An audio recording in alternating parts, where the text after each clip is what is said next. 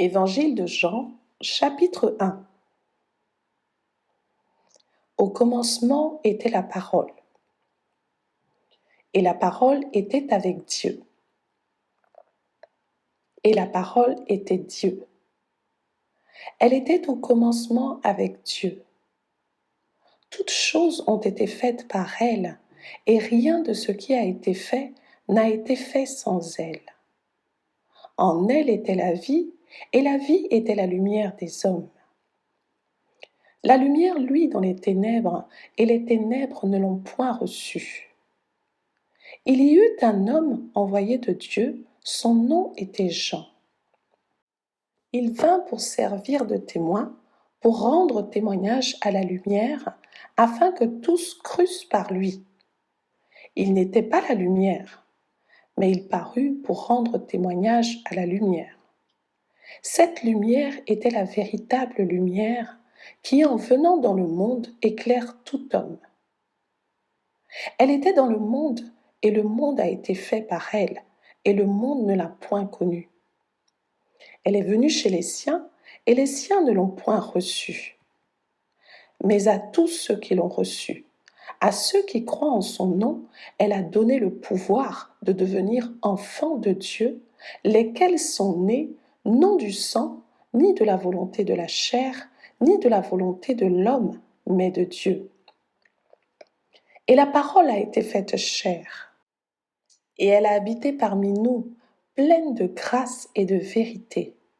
Et nous avons contemplé sa gloire, une gloire comme la gloire du Fils unique venu du Père. Jean lui a rendu témoignage et s'est écrié: « C'est celui dont j'ai dit, celui qui vient après moi m'a précédé, car il était avant moi. » Et nous avons tous reçu de sa plénitude et grâce pour grâce. Car la loi a été donnée par Moïse, et la grâce et la vérité sont venues par Jésus-Christ. Personne n'a jamais vu Dieu. Le Fils unique qui est dans le sein du Père est celui qui l'a fait connaître. Voici le témoignage de Jean. Lorsque les Juifs envoyèrent de Jérusalem des sacrificateurs et des Lévites pour lui demander « Toi, qui es-tu » il déclara, et ne le nia point, il déclara qu'il n'était pas le Christ. Et ils lui demandèrent « Quoi donc? Es-tu Élie » Et il dit « Je ne le suis point. » « Es-tu le prophète » Et il répondit « Non. » Ils lui dirent alors « Qui es-tu » afin que nous donnions une réponse à ceux qui nous ont envoyés. « Que dis-tu de toi-même » ? « Moi, dit-il, je suis la voix de celui qui crie dans le désert. Aplanissez le chemin du Seigneur, comme a dit Ésaïe le prophète. » Ceux qui avaient été envoyés étaient des pharisiens. Ils lui firent encore cette question. « Pourquoi donc baptises-tu si tu n'es pas le Christ, ni Élie, ni le prophète ?» Jean leur répondit. « Moi, je baptise d'eau. Mais au milieu de vous, il y a quelqu'un que vous ne connaissez pas, qui vient après moi. Je ne suis pas digne de délier la courroie de ses souliers. » Ces choses se passèrent à Béthanie, au-delà du Jourdain, où Jean baptisait. Le lendemain, il vit Jésus venant à lui et il dit : « Voici l'agneau de Dieu qui ôte le péché du monde. C'est celui dont j'ai dit, après moi vient un homme qui m'a précédé, car il était avant moi. Je ne le connaissais pas.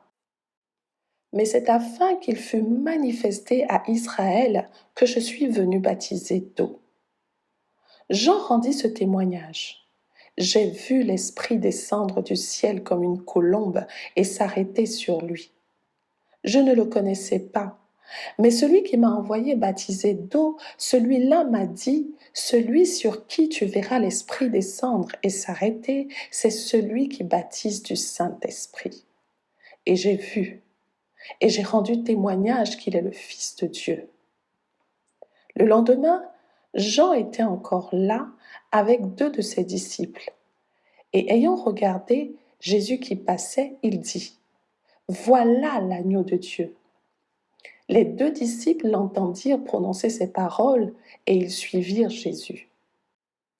Jésus se retourna et voyant qu'ils le suivaient, il leur dit : « Que cherchez-vous ? » Ils lui répondirent : « Rabbi, ce qui signifie maître, où demeures-tu ? » « Venez, leur dit-il, et voyez. » Ils allèrent et ils virent où il demeurait, et ils restèrent auprès de lui ce jour-là.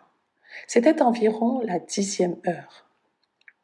André, frère de Simon-Pierre, était l'un des deux qui avaient entendu les paroles de Jean et qui avait suivi Jésus. Ce fut lui qui rencontra le premier son frère Simon et il lui dit : « Nous avons trouvé le Messie, ce qui signifie Christ. » Et il le conduisit vers Jésus.